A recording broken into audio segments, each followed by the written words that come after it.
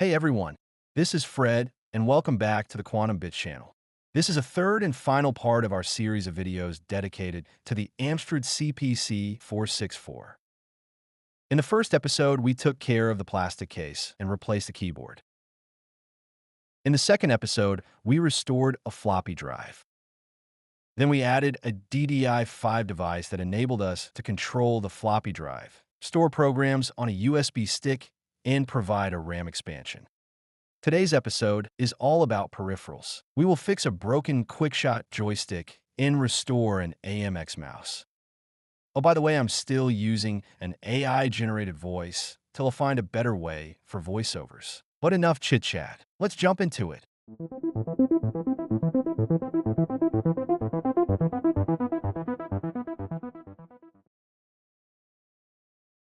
Spectra Video was famous in the 80s for its line of joysticks.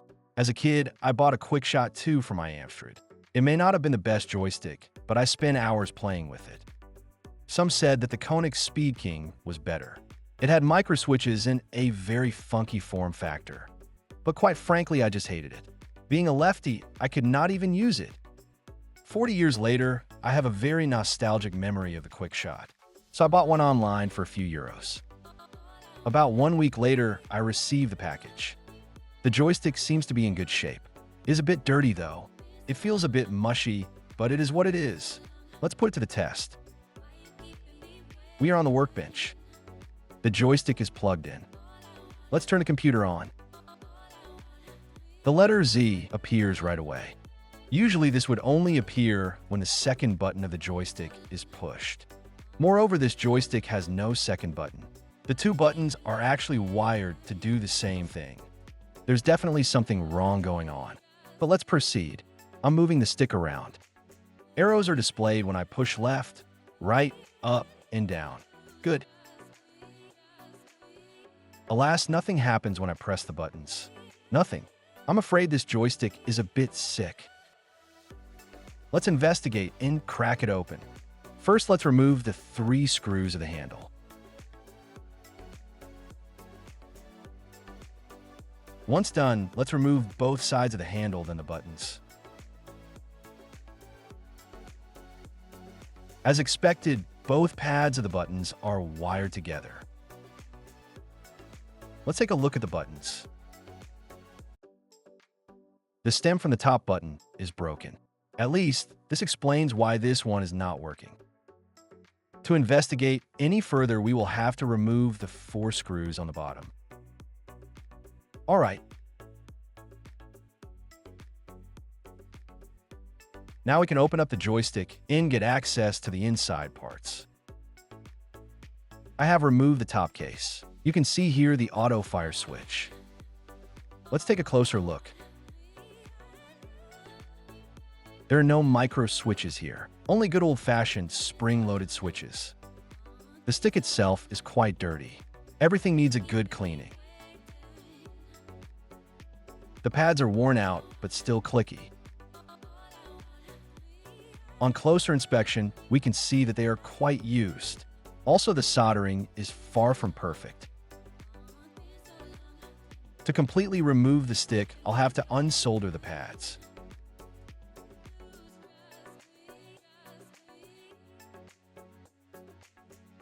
There we go. Unfortunately, one of the stands broke off. I will have to fix this later on. And of course, one of the solder joints on this pad also broke off. Nevertheless, let's try the switches with a multimeter. Good, that's a relief. It is time for a good, warm, soapy bath.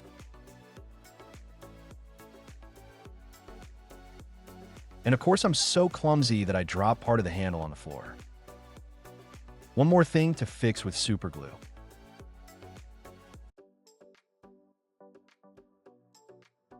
No harm done. 10 minutes later, everything was fixed.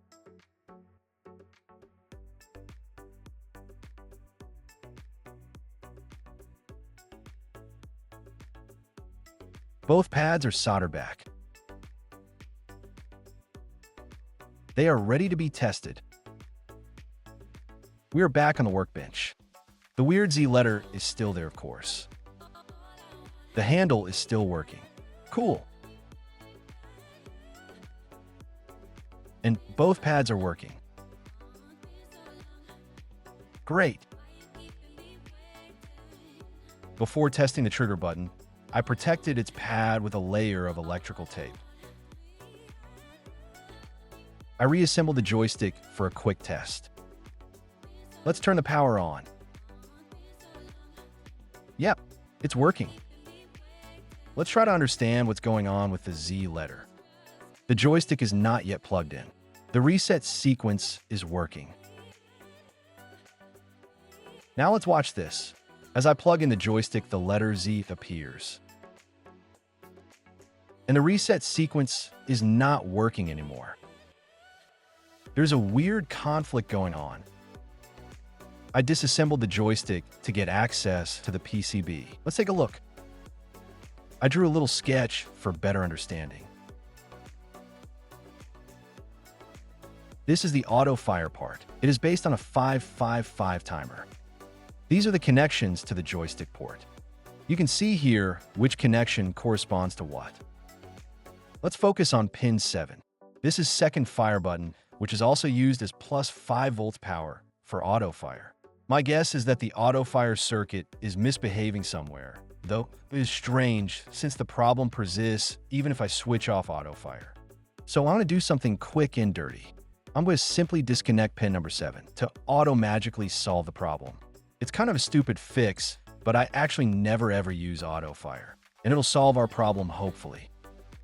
Meanwhile, I fix the fire button using parts of a toothpick and super glue. Then I put a layer of electrical tape to protect its pad. I also used electrical tape for the disconnected pin. And the curse of bad plastic struck again. Yet another one of the stands broke off. But there is nothing a bit of super glue can fix. The joystick is fully reassembled. The computer is already turned on. Let's plug the joystick in.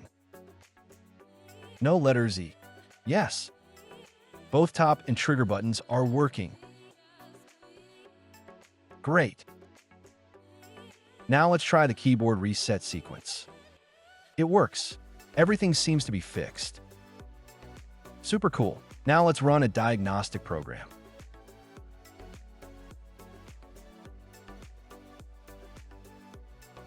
We're going to run the keyboard and joystick test.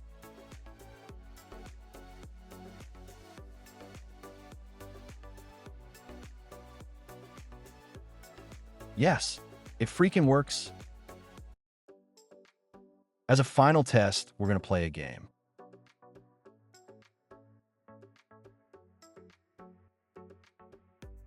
I chose Light Force, one of my favorite games of the Amstrad.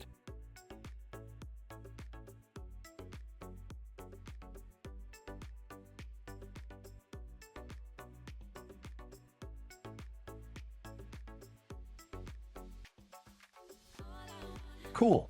I call this a win. This is a typical French Amstrad advertisement with its crocodile mascot.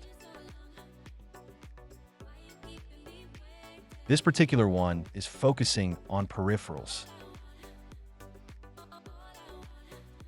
It features the AMX Mouse. Now, this is a device I really wanted as a kid, but it was pretty expansive and never got one. So when I found one online, I just couldn't resist. The package arrived about 1 week later. Nicely wrapped. Good. Let's take a look. The price tag is still there. The box in itself is in good conditions. It includes the hardware, all sorts of software and utilities. All right, let's open it. There's a booklet. Oh, there's also a floppy disk. Nice. Not the original one, but that's all right. The cassette tape is also included. There it is, the mouse I wanted so much. The sticker is slightly peeling off. Nothing that can't be fixed. And finally, this is the interface. All good. Let's see how it all fits together. These two plug into each other. The interface uses a 9-pin joystick connector. This is the power cable. We will see in a minute how it works. The Amstrad is back on the bench. Everything is set up. The mouse interface is plugged into the joystick port. The mouse is plugged into the interface. The interface power jack is plugged in, and the DC power supply provides 5 volts both for the interface and the computer. The Amstrad is powered on. I'm moving the mouse. We can see arrows generated on the screen, just like a joystick would do. The left and right buttons generate Z and X characters. The middle button doesn't seem to be doing anything though. So far, so good. Now let's try software. I have loaded on the USB drive the tools from the disk. First, let's try the AMX program. It loaded the AMX Mouse support software.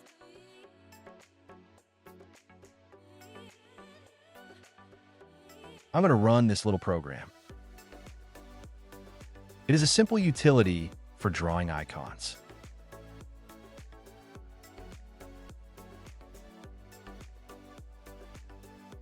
Okay, the cursor moves.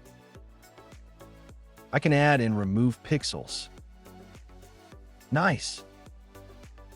Let's do something a bit more interesting. I am running the AMX art program. The cursor moves. I can navigate into pull-down menus. Cool. I'm going to zoom in, then draw pixel by pixel. Okay, this is no Mac Paint, but it's something. Good. Now let's try to be a bit more productive. We're going to try Oxford Pro. It is some kind of desktop publishing software. I got this diskette from the father of my wife. I didn't get the chance to try it until now. It is supposed to be mouse compatible. There is actually a cursor. I can go into menus. Not sure what I'm doing, but hey, it works. Let's move on and try something else. I'm going to load the MaxDesk desktop environment. Here's the desktop. I can move the pointer, but it's really painful. I can barely reach the menus.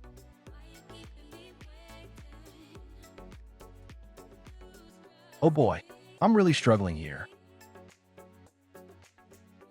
Okay, I am an idiot. All I had to do was get into this control panel and properly set the mouse speed. Now we're talking. I can explore disks. That's pretty cool. I can get into menus. From the menus, I can copy files and do all sorts of operations on disks.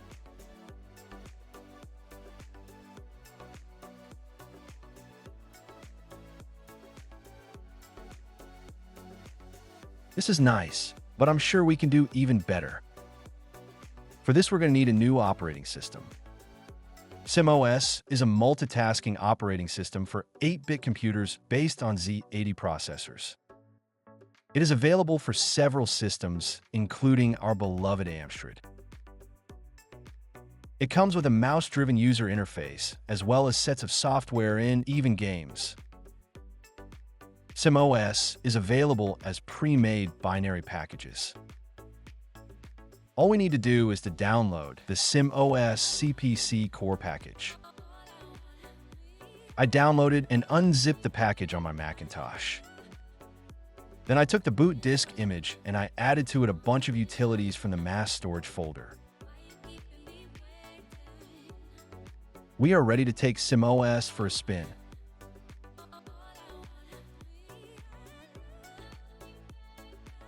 We are greeted with quite a stunning desktop. Let's change the settings for the mouse. Much better. The control panel looks a bit like the one from Windows 95. From the System app, we can see that all the expanded RAM is used. Fantastic. There, I'm running the Task Manager in parallel with the shell. Nice. There is also a file manager. I can see the games and utils I had copied earlier on. Let's run Doom.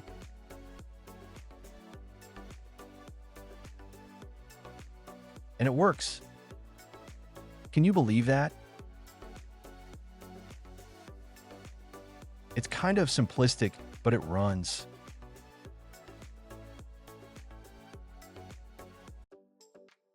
How cool is that?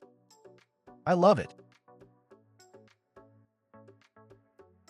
Let's get back to the hardware stuff. Let's open the different parts to see what's inside, and then we will give it a good cleaning. I'm starting with the interface. It converts the incoming mouse signals into joystick signals, issuing low pulses on the corresponding direction lines. For example, bit 0 is low when the mouse is moved up, bit 1 when the mouse is moved down, and so on.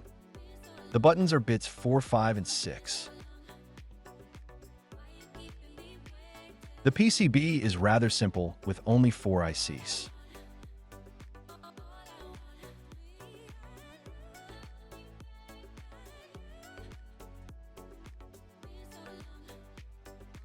Now, it's the mouse's turn to be taken apart.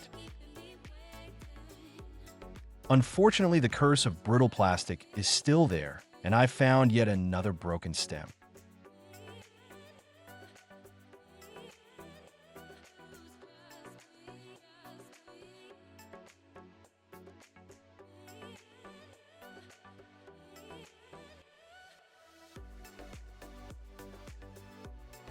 The PCB is also quite simple, but I cannot find any schematic for it.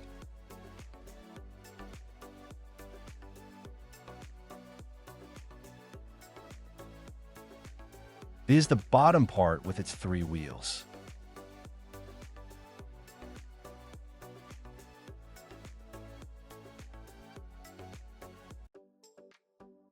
The broken stem came from the top part.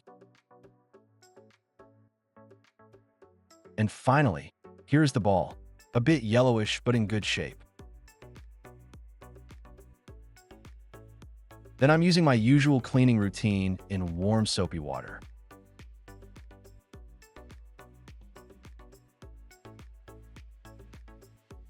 Now that it's done, let's try to fix the broken stem.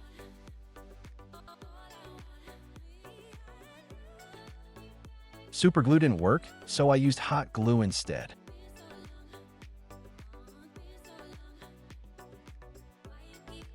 I'm gluing back the sticker.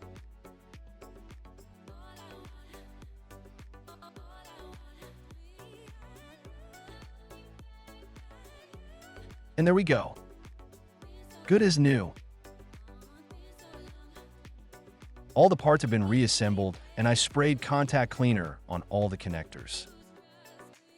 Let's see if everything's still okay. We're back in SimOS, and everything works. Nice.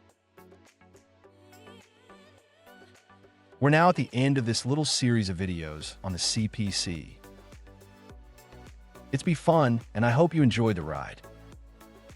As a final touch, I bought the manual that was missing in my collection. Now I feel complete. Let's finish the video with some classic games.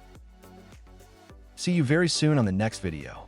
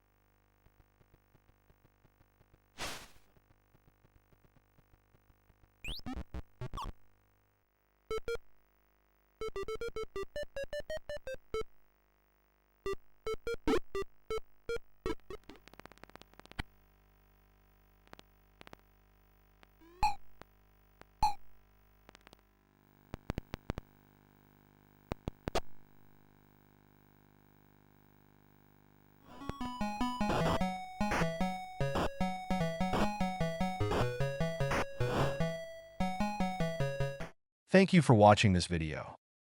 If you like it, you can give it a thumbs up or even subscribe. Feel free to add any comments. See you very soon.